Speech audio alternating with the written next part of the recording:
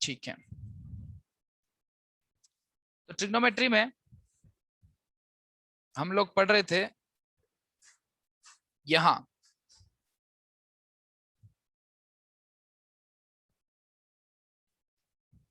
Double angle formula आप लोगों ने देखा था। डबल एंगल फॉर्मूला में भी मैंने आपको बताया था कि कोस एक ऐसा फंक्शन है जिसके तीन डबल एंगल फॉर्मूला होते हैं, तीन तरह से उसके डबल एंगल को एक्सप्रेस किया जाता है, जबकि साइन वाले फंक्शन का डबल एंगल जो है सिंपली एक्सप्रेस किया जाता है। एक ही फॉर्मूला उसका है, sine two theta is nothing but two sine theta cos theta. इसकी मदद से ऐसे एंगल्स आप सोल्व कर सकते हो जो एंगल्स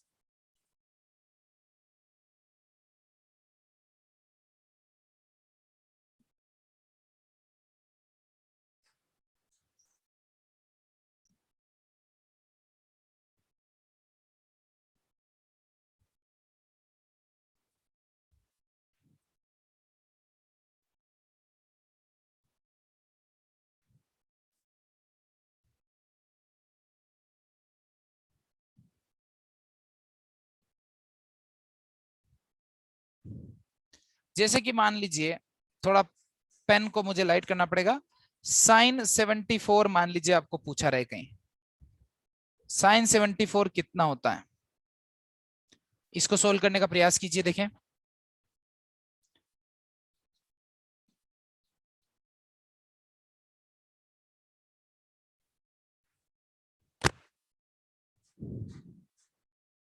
हेलो,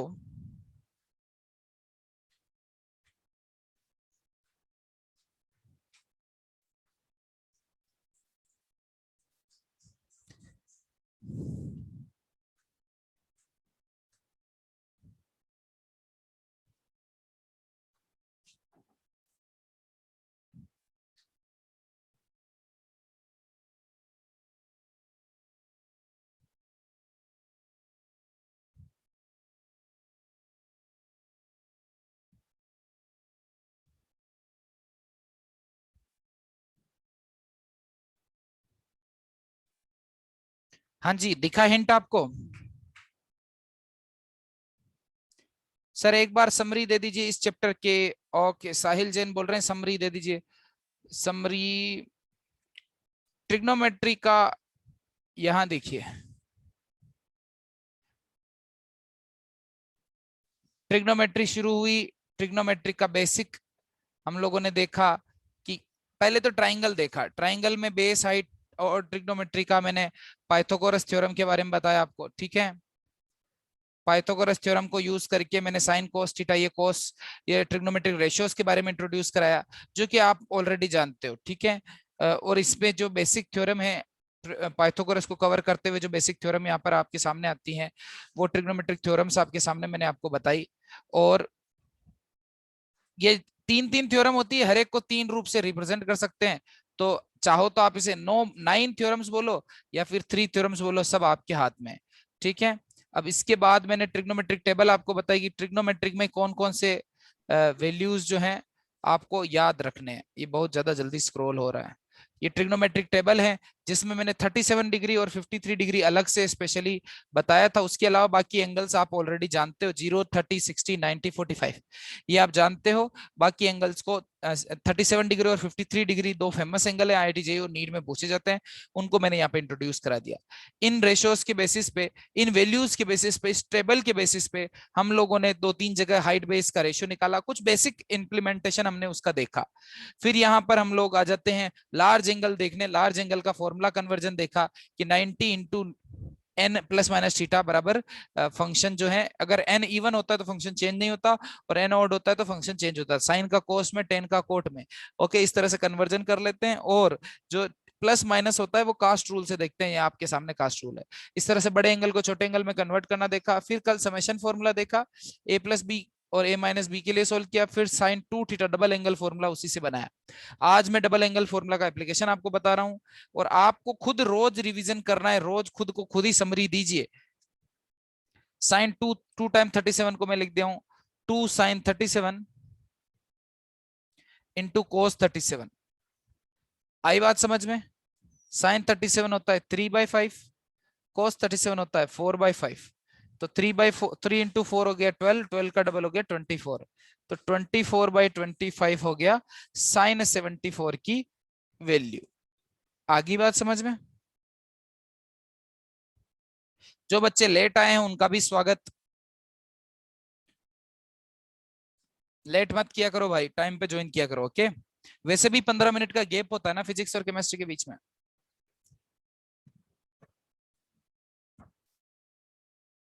हेलो।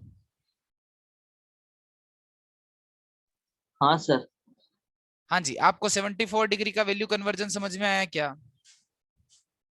इस तरह हाँ से सर। जिस किसी एंगल का हाफ आपको पता है, उस एंगल का डबल आप पता कर सकते हो।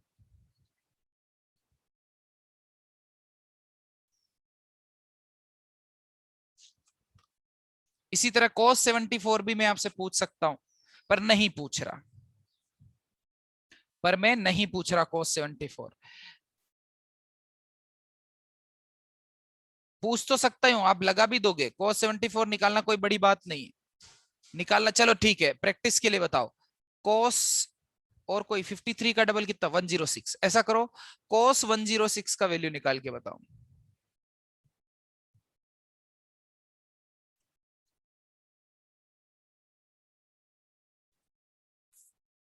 बच्चों हाय हेलो बोलते रहो ताकि मुझे लगे कि तुम लोग जिंदा हो। जब तक है जान, जब तक है जान, जब तक है जान। हाँ सर।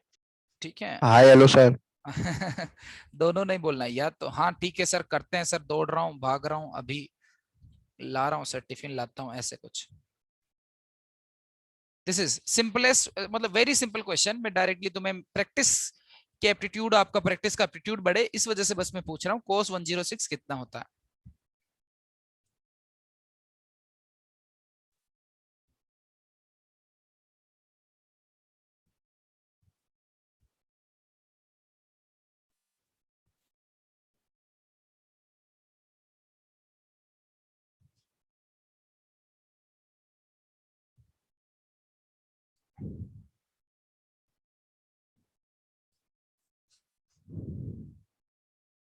बताइए भाई बताइए, क्या लिखा? पहला स्टेप क्या लिखा, यही बता दो मुझे। 92 into 53। 53 इंटू 2 लिखा, 2 इंटू 53, यस राइट? सर। बस अब क्या बचा? 7/5। 7/5 तो कभी नहीं आ सकता, कभी भी। Seven sign, upon 25। 7/25। हाँ ऐसा कुछ आ सकता है। साइन थीटा हमेशा -1 से 1 के बीच में ही हो सकता है, और कोस थीटा भी हमेशा -1 से 1 के बीच में ही हो सकता है। इससे बड़ा आंसर कभी नहीं आ सकता। तो cos 106 का एक बच्चे ने बोला 7/25। तो लेट्स चेक, मुझे तो लग रहा है सही आंसर है cos 2 थीटा। cos 2 थीटा को लिखने के बहुत सारे तरीके हैं, आपको कौन सा वाला पसंद है आप मुझे बताओ। अरे अरे अरे, नहीं नहीं नहीं नहीं नहीं,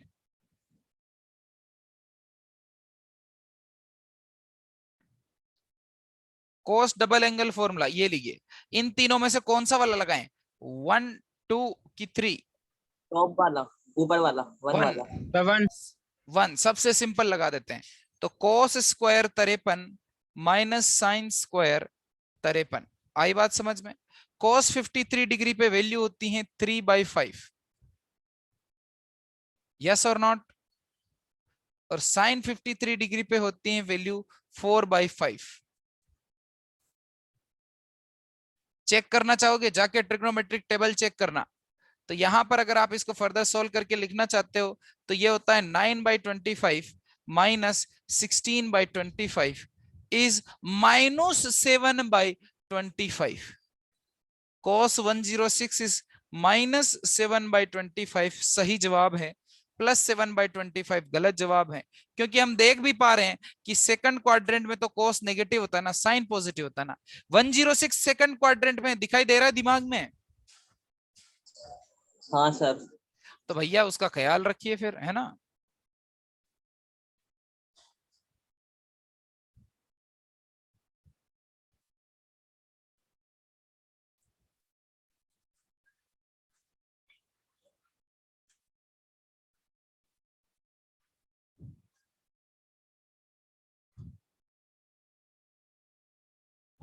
चलिए अब मैं आपको एक हिडन सवाल देता हूं, देखिए इस तरह का सवाल कौन सॉल्व कर सकता है। ये थोड़ा सा हिडन टैलेंट है कि अगर मैं तुमसे पूछूं कि साइन 22.5 का वैल्यू क्या होता है?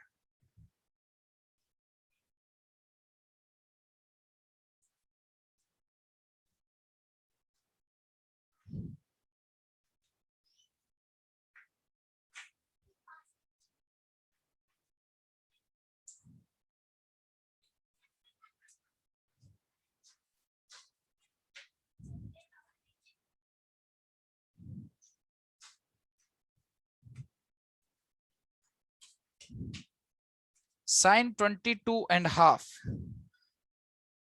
22.5 डिग्री पे साइन की वैल्यू आपको निकालनी, दिमाग लगाना है, बिना दिमाग के सोल्व नहीं होगा। ऐसे सोच रहे हो कि डायरेक्ट कूद जाता हूं इसी पे और ये दब के आंसर दे देगा, तो ऐसा नहीं है। आपको खुद का अपना खुद का दिमाग लगाना पड़ेगा, ऐसे हंस नहीं सकते आप बिल्कुल। सोल्व कीजिए, इसको सोल्व कीजिए। एक कॉल आ रहा है, उठा लेता हूं, डिस्कनेक्ट हो जाएगा बट। हेलो हेलो,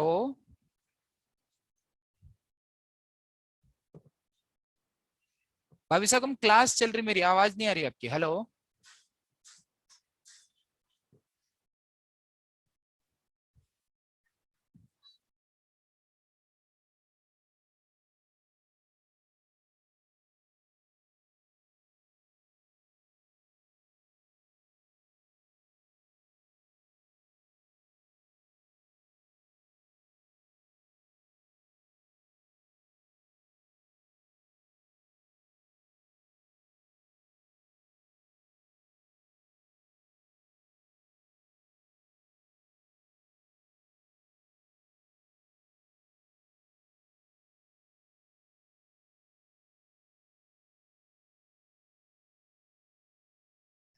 हाँ जी,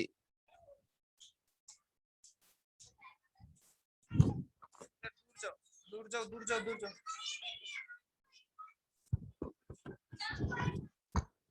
हेलो, हाँ सर। हाँ जी आंसर आया? किसी ने आंसर लिखा? सर आगे आप हो तो ही हेल्प,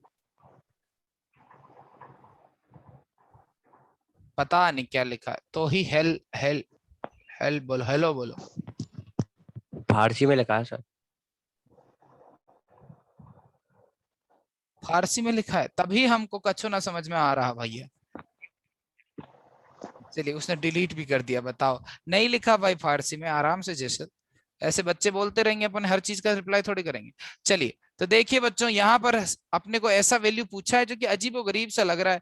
हाफ एंगल तो सर ने पढ़ाया नहीं, बट देखो यहाँ पर हमारे पास एक जुगाड़ है, ये देखिए। मुझे ऐसा कुछ करना है जिसमें मुझे 22.5 का डबल करने को मिल जाए, क्योंकि मुझे 22.5 तो नहीं पता, पर 22.5 का डबल कितना होता है ये पता है। पता है कितना होता है? 45। तो मतलब मैं 22.5 का डबल वाला फॉर्मूला ऐसा लगाऊंगा जिसमें साइन 22.5 भी हो। तो मैं जानबूझ के ये वाला फॉर्मूला यूज कर लूंगा। तो इसमें क्या होगा, इधर 22.5 लिखूंगा, यहां 22.5 लिखूंगा, तो उसके बदले यहां 45 लिखा जाएगा। बोलो यस और नॉट? यस। और 45 डिग्री पे कॉस की वैल्यू पता है, इसकी वैल्यू पता है, ये वाली वैल्यू पता चल जाएगी।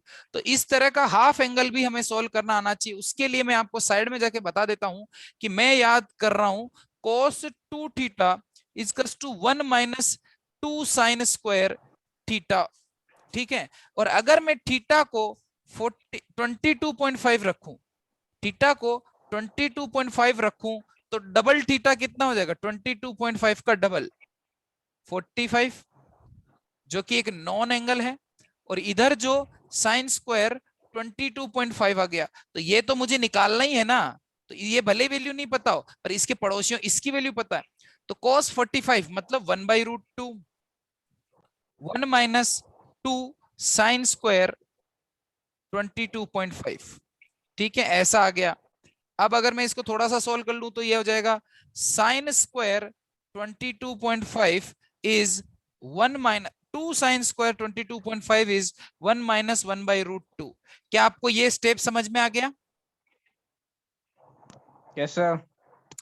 इसी को थोड़ा सा सोल्व कर लेंगे तो साइन 22.5 के स्क्वायर का वैल्यू हो जाएगा रूट 2 माइनस 1 अपॉन रूट 2, और ये 2 यहां से उड़ के वही यहां आ गया 2 रूट 2, और यहां से मैंने स्क्वायर हटाया तो यहां मैंने ले लिया रूट। तो आंसर बहुत बढ़िया या रूट 2 माइनस 1 अपॉन 2 रूट 2। आई बात समझ में? अरे आई क्या समझ में? तो जो मैथ वाले बच्चे हैं उनको तो मैथ वाले सर इसको याद भी कराएंगे कि ये 22.5 की वैल्यू भी याद कर लो, हो सकता है फायदा कुछ हो जाए। क्या आपको समझ में? 0.38 मी 0.38 आ रहा है। हाँ वो तो मुझे नहीं पता, पर 22.5 डिग्री का वैल्यू मतलब हाफ से कम, मतलब 0.50 से कम आएगा।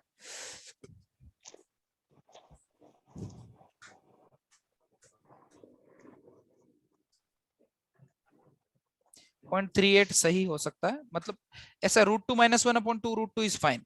तो इस तरह से हाफ एंगल का भी अपन कन्वर्जन कर सकते हैं, बस हमारा दिमाग चलना चाहिए, हमें पता होना चाहिए हमारा आंसर जरूरी नहीं मेरा आंसर हमेशा लेफ्ट साइड में, हो सकता है मेरा आंसर राइट साइड में हो। समझे क्या? क्योंकि इस बार हमें हाफ एंगल क्वेश्चन में पूछा है, डबल की मदद से हाफ ढूंढना है, और इससे पिछले वाले में मुझे डबल एंगल पता था और हाफ वाले की मदद से मेरे को डबल ढूंढना था।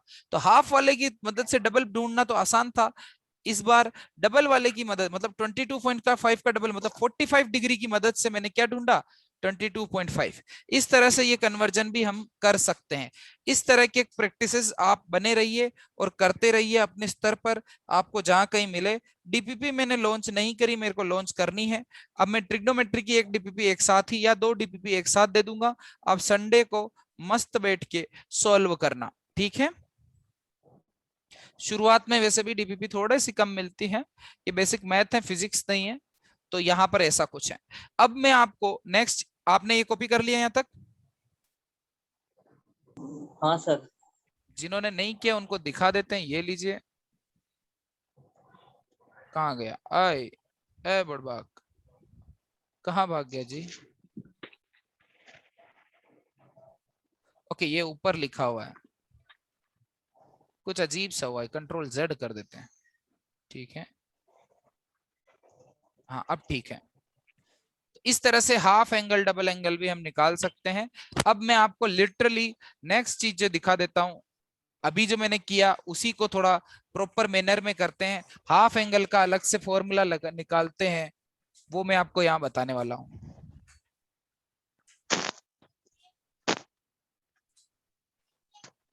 तो जैसे अपना डबल एंगल फॉर्मूले थे, तो डबल एंगल फॉर्मूले को ही मैं ऊपर से कॉपी करके लाता हूं और आपको स्पेशली हाफ एंगल फॉर्मूला भी इसी में डबल को हाफ कर देते हैं, तो हाफ एंगल फॉर्मूला यहां बन जाते हैं।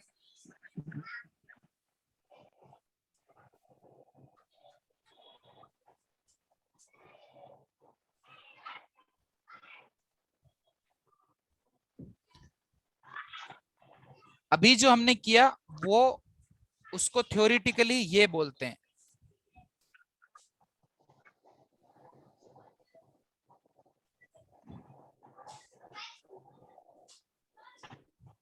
इसको बोलते हैं हाफ एंगल फॉर्मूलास।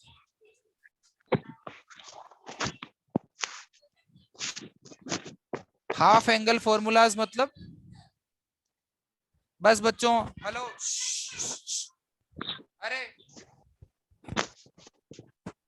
इतने सारे छोटे बच्चे भी नहीं होने चाहिए घर में, पता नहीं किसके हैं ये। ओके अब मैं यहाँ पर जानबूझ के जहां जहां थीटा है वहां वहां थीटा बाई 2 लिखता हूं, तो देखना कैसा फॉर्मूला बनता है। थीटा की जगह थीटा बाई 2 लिखूंगा तो 2 थीटा कितना हो जाएगा थीटा, तो 2 थीटा की जगह तो 1 थीटा लिख दिया, और थीटा की जगह लिख दिया थीटा बाई 2। आई बात समझ में? 2 थीटा की जगह लिख दिया 1 थीटा, और थीटा की जगह लिख दिया थीटा बाई 2। तो इस तरह से भी हम लोग इनको भी यूज कर सकते हैं, कभी भी हमको इनकी जरूरत पड़ सकती है। 2 थीटा की जगह लिख दिया 1 थीटा, और थीटा की जगह लिख दिया थीटा बाई 2। तो बस मैं आपको एक्सप्रेशन बता रहा हूं ताकि आपको हाफ एंगल में भी ज्यादा कुछ मतलब अनकंफर्टेबल फील ना हो। और इसी में मैंने 2 थीटा की जगह लिख दिया थीटा, तो थीटा की जगह लिख दिया θ/2। फॉर्मूला वही है, बट इसको बोलते हैं हाफ एंगल फॉर्मूला या डबल एंगल फॉर्मूला। सॉरी, वो था डबल एंगल फॉर्मूला, इन्हें बोलते हैं हाफ एंगल फॉर्मूला। तो वो वैसा का वैसा ही कुछ एक्सप्रेशन है, बस इसमें एक खास चीज होती है, इसको मैं इन्वर्ट करके लिख सकता हूं। जैसे शुरू के दो से तो मुझे कुछ खास फायदा नहीं हुआ हाफ एंगल फॉर्मूला से, क्योंकि वो का वही चीज था, बट लास्ट के दो से मुझे कुछ खास फायदा है, वो मैं आपको बताता हूं। ऐसा करता हूं, जूम आउट कर देता हूं और इस साइड लिखता हूं। इससे मेरे को क्या फायदा देखना, हाफ एंगल को मैं -1 को उधर ले जाऊं तो देखो यहां पर मेरा बन जाता है cos स्क्वायर θ/2 का double will be equal to 1 + cos theta. और अगर इस 2 को नीचे ले जाऊं तो 1 + cos θ/2, और रूट तो नहीं ले जा रहा हूं, बट हाफ एंगल फॉर्मूला का कन्वर्जन आपको पता चल जाएगा यहाँ पे कि cos स्क्वायर θ/2 इज 1 + cos θ/2, और इसी तरह sin स्क्वायर θ/2 इज 1 - cos θ/2। तो नीचे के जो दो फॉर्मूलाज थे उनके कन्वर्जन से हमें बड़ा जल्दी से काफी एक काम की चीज मिली जो फ्यूचर में आपको पता चलेगी। मैंने ये आपको क्यों कैलकुलेट करने के लिए दी, एक दो बार ही इन दो पॉइंट्स का रेफरेंस आएगा, बट फिर भी अगर वो चीज ऑलरेडी एक्सप्लेन्ड होगी तो आपको काफी कंट्रोल्ड मैनर में आपको अच्छा लगेगा, आपको सही लगेगा, हाँ सर सही बात है। ओके, तो ये जो दो फॉर्मूला आपके सामने बने हैं उन्हें बोलते हैं हाफ एंगल फॉर्मूला। तो अगर कहीं पर आपको cos स्क्वायर θ/2 या फिर sin स्क्वायर θ/2 या फिर cos θ/2 या sin θ/2 इस तरह के फंडे आपके सामने हो तो आप ये हाफ एंगल फॉर्मूलाज जो है वो यूज कर सकते हो। ठीक है, इनमें से जो बिना काम के हैं वो मैं मिटा देता हूं। मैं ये बस बता रहा हूं मैंने ऊपर से कॉपी किया है। ठीक है, इसका जो सॉलिड लाइन है चारों तरह की वो मिटा देता हूं ताकि आपको पता चले कि हाँ ये तो हमने पीछे से कॉपी किया है। उसी अगर मेरे को ओरिजिनल फॉर्मूला याद है तो ये भी याद हो ही गया एक तरह से। यस और नॉट? Yes sir. सबको समझ में आ गया मैंने क्या किया, प्लस माइनस किया, इधर उधर शिफ्ट किया, कोई दिक्कत तो नहीं है? No sir. ठीक साहब, तो ये लगभग मतलब ट्रिग्नोमेट्री का एंड है। इसमें अपन ने जो भी सीखा, ट्रिग्नोमेट्री मतलब बेसिक ऑफ ट्रिग्नोमेट्री, ये सब कुछ नहीं है। मैथ वाले बच्चे और डीप में ट्रिग्नोमेट्री पढ़ेंगे, बायो वालों को कम पढ़ाई जाएगी। तो ये बेसिक ऑफ ट्रिग्नोमेट्री है, इनका यूज करके हम थोड़ा सा हम लोग यूज करेंगे, कहीं कहीं पे छोटा मोटा रेफरेंस लेंगे, कहीं पर कोई वैल्यू निकालने के काम आएगा, कहीं कंपोनेंट करने के काम आएगा, साइन थीटा कोस थीटा की वैल्यू हमारे काम आएगी, इतना सा चीज होगा। ये मैंने कुछ गलत चीज कर दी और स्क्रीन हो गई ग्रे। अरे व्हाट्सएप साले बंद हो। ठीक है,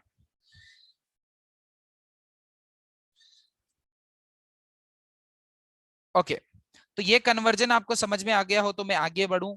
ये ट्रिग्नोमेट्री जो है मेरी तरफ से, ये बेसिक ऑफ ट्रिग्नोमेट्री जो है यहाँ पर खत्म होता है। मैं नेक्स्ट पेज यहाँ ऐड कर लेता हूं और उसमें मैं आपको पढ़ा देता हूं आज अप्रोक्सीमेशन। अरे भाई तो प्रणव,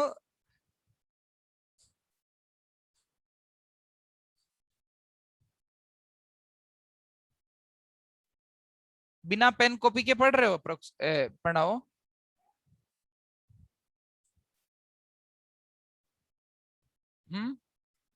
टेबल पे बैठो। है ना कॉप हाँ सर, है तो ना सब कुछ है। तो फिर लेट के कैसे दो पढ़ रहे हो? रजिस्टर हैं, एक कॉपी है और एक। तो फिर सोए कैसे थे? अरे बुद्ध में कैसा कैसा के बैठा था फिर से, उतने ओके, में फोन गिर गया तो उस पर कैमरा चालू हो गया। चलिए ठीक है, मेरे पे ही गिरा था। ओके ठीक है, चलिए वेरी वेल। बाकी बच्चे हाँ। बस म्यूट कर लो, इसे म्यूट कर लो। अप्रोक्सीमेशन आज हम जो है उसमें आज हम जो नेक्स्ट टॉपिक जो सीखेंगे वो है अप्रोक्सीमेशन। अप्रोक्सीमेशन भी एक ऐसी चीज है बच्चों कि मुझे इसे यूज करना है, मैथ का एक टूल है, तो मैं आपको सामने वो चीज दिखा रहा हूं। ठीक है, तो अप्रोक्सीमेशन, हाँ Kunal, yes please ask a doubt.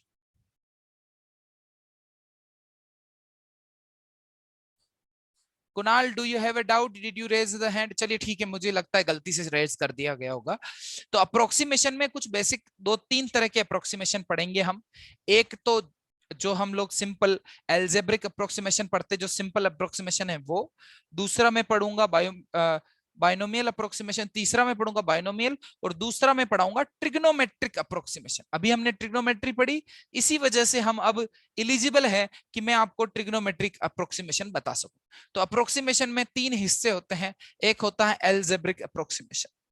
तो अप्रोक्सीमेशन का 3 पार्ट है, उसमें से पहला पार्ट है एल्जेब्रिक।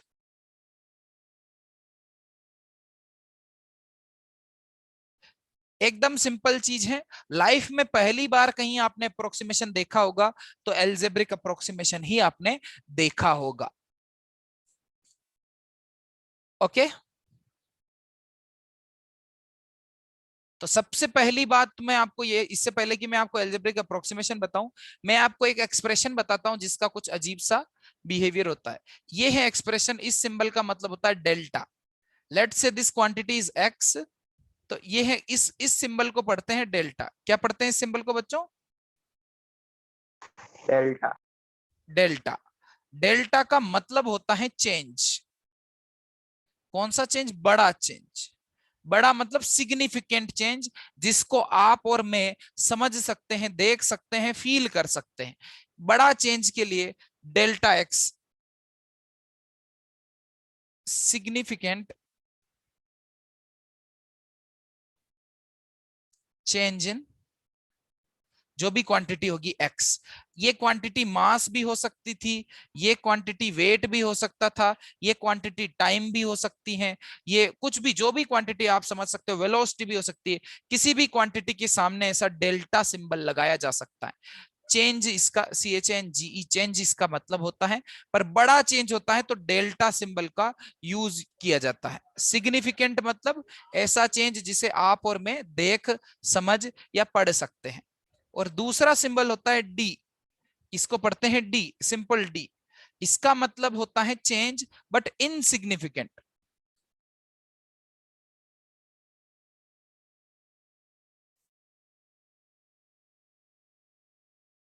इनसिग्निफिकेंट मतलब तो इसका भी होता है चेंज, अंतर, बट कैसा? बहुत छोटा। छोटा नहीं, बहुत छोटा, इतना छोटा कि वो सिग्निफाई ही नहीं करता। बिल्कुल वैसे जैसे मान लीजिए मम्मी ने तुम्हारे दाल रखी, तुम्हारा छोटा भाई बोलता है मेरे तो मम्मी कम दाल रखी, तो तुमने बोला ले थोड़ा सा नमक डाल देता हूं, तेरी दाल ज्यादा हो गई। क्या ऐसे नमक डाल देने से, थोड़ा सा नमक डाल देने से दाल ज्यादा हो जाती है? हेलो? नहीं सर। नहीं हाँ, सर। दाल की कटोरी में नमक इनसिग्निफिकेंट होता है और पानी जो होता है भरपूर होता है। समझे? पानी सिग्निफिकेंट अमाउंट में होता है, उसमें सिग्निफिकेंट अमाउंट में दाल होती है, बट इनसिग्निफिकेंट अमाउंट में उसमें नमक होता है। आई बात समझ में? तो जिस अमाउंट को अपन इग्नोर कर दें, जैसे कि एक शादी में जिमने गए और वो बोलते क्या क्या खाने खाने को मिला, तो फलाना ढिकाना, लड्डू, बाटी, चूरमा, और पता नहीं क्या क्या, white pasta, red pasta, chilli potato, garlic bread, सब था सर। और लास्ट में बोलता है और नमक भी था। अरे भाई तुम गजब बात कर रहे हो, जब खाने पीने की बात कर रहे हो तो नमक की कहां से बात आई? नमक तो होगा ही, उसका क्या सिग्निफिकेंस है? यस और नॉट? समझे क्या? Yes sir. मतलब हाँ नमक सर। का खाने पीने में इन मतलब रोल तो बहुत बड़ा है बट अमाउंट बहुत कम है, तो उसको अपन ऐसे नहीं गिनते कि नमक भी था सर। नमक एक दोने में, व्हाइट दोने में ढेर सारा नमक रखा हुआ था, तो क्या उसको भी डिश में गिनूं मैं? 20 रुपए किलो नमक आता है, उसको भी 1 किलो में पूरा खाना हो जाता है। तो नमक को डिश में नहीं गिनते, वो इनसिग्निफिकेंट होता है वहां पर। इनसिग्निफिकेंट मतलब जिसका सिग्निफिकेंस ना हो। ठीक है, तो ये 2 सिंबल का आपको मतलब पता होना चाहिए ये। तो सबसे पहली बात, अगर कोई भी क्वांटिटी, लेट से एल्जेब्रिक अप्रोक्सीमेशन आपको समझा रहा हूं, ये सिंबल होता है अप्रोक्सीमेशन का, कि अप्रोक्सीमेट डेटा। कभी कभी ऐसे भी बना दिया जाता है अप्रोक्सीमेट डेटा, ऐसे भी बना दिया जाता है। मैं जनरली अप्रोक्सीमेट डेटा को इस तरह से दिखता हूं। तो लेट से एक क्वांटिटी x, उसमें अगर मैं डेल्टा x dx जोड़ू, क्या जोड़ू? dx। तो बताइए dx बहुत छोटा है कि छोटा है? बहुत छोटा। बहुत छोटा। तो बहुत जब बहुत किसी छोटा। क्वांटिटी में जो x जो जोड़ा जा रहा है वो बहुत छोटा हो या फिर घटाया जा रहा है वो बहुत छोटा हो, तो उसको अप्रोक्सीमेटली x ही लिख देते हैं। ओके, मतलब ये समेशन भी में भी अप्रोक्सीमेशन लगाया जाता है। 1 लाख रुपए में से चवन्नी गिर गई तो हम लोग बोलते हैं हाँ ठीक है यार 1 लाख रुपए हैं उसके पास, समझे क्या। और अगर उसको बाजू वाले को मिल गई, उसके पास 3 लाख रुपए थे, तो उसको अपन बोलते हैं 3 लाख रुपए, 3 लाख चवन्नी, ऐसे थोड़ी बोलते 3 लाख और एक चवन्नी भी। अरे ठीक है यार, 3 लाख रुपए के सामने चवन्नी का कोई मूल्य नहीं है। तो इस तरह से बेसिक अप्रोक्सीमेशन होता है, इसको एल्जेब्रिक अप्रोक्सीमेशन कहते हैं। और देखो, ये किसी फंक्शन में भी हो सकता है, किसी फंक्शन में एज ए इनपुट भी हो सकता है, तब भी ये अप्रोक्सीमेशन लग सकता है। समझे मेरी बात को। ये x प्लस dx कहीं और पे भी लिखा हो सकता है, परंतु अगर x में बड़ा x अगर ऐड करें तो ये अप्रोक्सीमेटली x के बराबर नहीं होता। समझे क्या। अगर ये कैसा चेंज है, सिग्निफिकेंट, जैसे 1 लाख रुपए और 100 रुपए। तो अगर एक तुम्हारे पास 1 लाख रुपए है तो क्या तुम 100 रुपए का नोट गिर जाएगा उसे उठाओगे नहीं। डालेंगे। उठाएंगे ना। 100 रुपए तो 1 लाख के सामने सिग्निफिकेंट है ना। तो डेल्टा देखो, यहाँ पे सिंबल मैंने बदल दिया, बड़ा चेंज हो तो फिर अपन उसको अप्रोक्सीमेटली x के बराबर नहीं लिखते, ना ही ये माइनस में ये चीज अप्लाई होती। तो बड़ा चेंज होता है तब अप्रोक्सीमेशन नहीं लगता, छोटा चेंज होता है तो अप्रोक्सीमेशन लगता है। ये अप्रोक्सीमेशन इनपुट मतलब फंक्शन के अंदर भी होगा तब भी लग जाएगा, जरूरी नहीं है कि फंक्शन के बाहर ही हो। तो जैसे कि मैं आपको समझाऊं, जरूरी नहीं कि ऐसे लिखा हो 10,000 प्लस 0.001 इज टू 10,000। ये बात तो सही है, कितने जीरो लगाए थे, 5 जीरो, 5 जीरो लगा दिए अप्रोक्स। ये बात तो सही है, पर ये बात भी सही है कि इसका अगर क्यूब किया होता तो इसका भी क्यूब ही कर देते, समझे। अब मैंने इसको एज ए फंक्शन का इनपुट बता दिया, क्या आपको समझ में आया इनपुट। ये फंक्शन क्या करता था, जो भी इनपुट आता था उसका क्यूब करता था। तो ये भी सही है जो आप देख रहे हो, समझे मेरी बात को। हेलो। Yes sir. हाँ परंतु सर। ये सही नहीं है जो मैं यहां लिख रहा हूं। 100 + 6 raised to power 9 को अगर मैं 100 की पावर 9 लिख दूं तो ये बात तो गलत हो गई ना यार। 100 की पावर 9 और 106 की पावर 9 सेम थोड़ी होता है। 600 के सामने इनसिग्निफिकेंट नहीं है। आई बात समझ में। Yes sir. तो बड़ा अमाउंट जो होता है उसको अपन इग्नोर नहीं करते, छोटे अमाउंट को अपन इग्नोर कर देते हैं, भले ही ये पावर प्लस हो कि माइनस हो। ये हर जगह पर लगता है, फंक्शन के अंदर भी लग सकता है, फंक्शन के बाहर भी लग सकता है, सब जगह ये अप्रोक्सीमेशन लगता है। फंक्शन के अंदर मतलब जैसे आपका फंक्शन क्यूब का फंक्शन था, तो क्यूब के अंदर जो डेटा था वो मैंने पुट किया 1 लाख प्लस 0.001 की बजाय क्या लिख दिया डायरेक्ट 1 लाख, और आंसर जो आएगा वो सही आएगा, लगभग सही आएगा। और जेई और नीट की बात करूं तो मैं आपको बता दूं कि अप्रोक्सीमेशन से आपका टाइम जो है बहुत बचेगा। अगर आप कहीं पर अप्रोक्सीमेट डेटा सोल्व कर रहे हो तो आपको काफी जल्दी आंसर आएगा और आप छोटी मोटी चीजों से ऊपर उठ जाओगे, समझे। जी सर। हाँ सर। लिख लीजिए यहां तक। ये पहला एल्जेब्रिक अप्रोक्सीमेशन है जिसे आप ऑलरेडी जानते भी थे, इसलिए ये आपको काफी आसान, इजी और सिंपल लगा होगा। अगला जो आ रहा है वो आ रहा है ट्रिग्नोमेट्रिक अप्रोक्सीमेशन। इसे लिख लेंगे तो ट्रिग्नोमेट्रिक अप्रोक्सीमेशन में आपके सामने बताता हूं।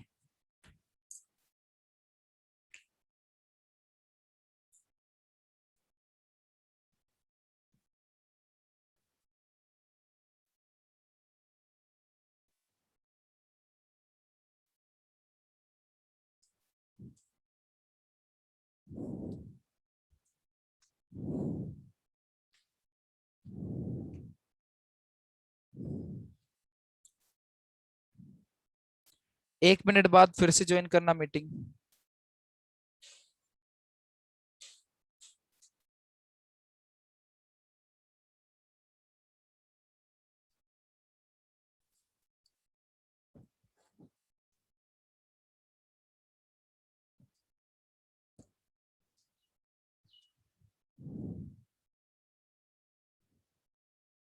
अप्रोक्सीमेशन का मतलब है छोटे अमाउंट को इग्नोर कर देना,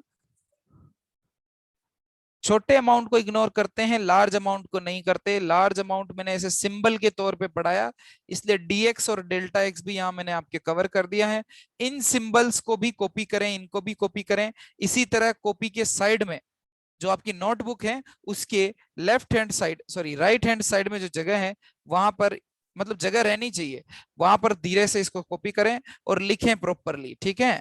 तो इससे क्या होगा कि फ्यूचर में जब कभी डेल्टा और डी का कोई लेना देना आएगा तो हम लोग यहाँ पर इसे यूज कर लेंगे, उसे दिखा देंगे, उसे जब मैं यूज करूंगा तो आपको अनकंफर्टेबल नहीं लगेगा वो।